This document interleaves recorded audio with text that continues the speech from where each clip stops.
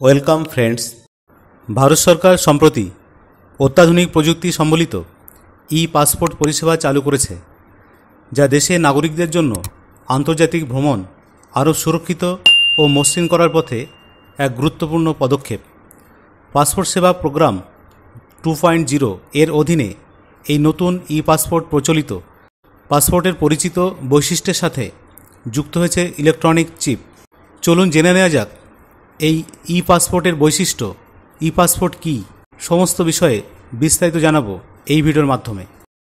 Passport মূলত এক ধরনের স্মার্ট পাসপোর্ট, যাতে একটি ছোট চিপ এবং অ্যান্টেনা থাকবে। এই চিপে আপনার সমস্ত ব্যক্তিগত এবং বায়োমেট্রিক তথ্য সুরক্ষিত থাকবে, যেমন মুখের ছবি, আঙুলের ছাপ, আইরিস স্ক্যান।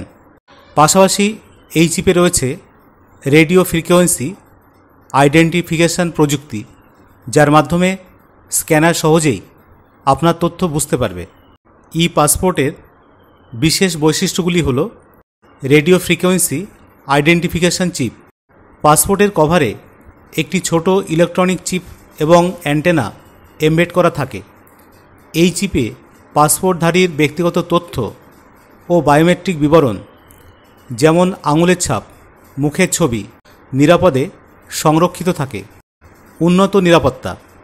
এই চিপে থাকা ডেটা ডিজিটালভাবে স্বাক্ষরিত বা PKI দ্বারা সুরক্ষিত, যা ডেটার সত্যতা নিশ্চিত করে এবং অননুমোদিত অ্যাক্সেস রোধ করে। এর ফলে পাসপোর্ট জালিয়াতি, ডেটা পরিবর্তন এবং পরিচয় চুরির ঝুঁকি অনেকাংশে হ্রাস পায়। সহজে শনাক্তকরণ।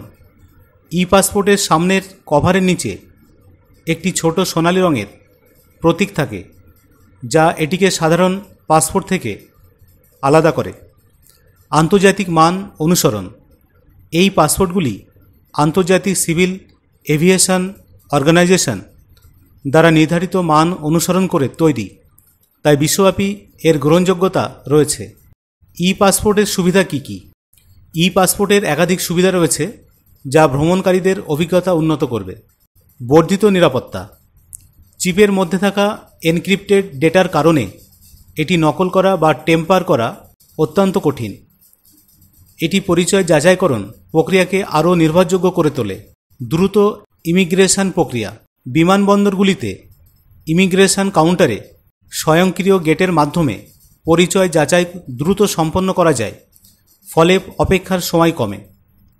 ডেটা সুরক্ষা। ব্যক্তিগত এবং বায়োমেট্রিক তথ্য চিপের মধ্যে সুরক্ষিতভাবে সংরক্ষিত থাকায় তথ্যের গোপনীয়তা বজায় থাকে। জালিয়াতি প্রতিরোধ।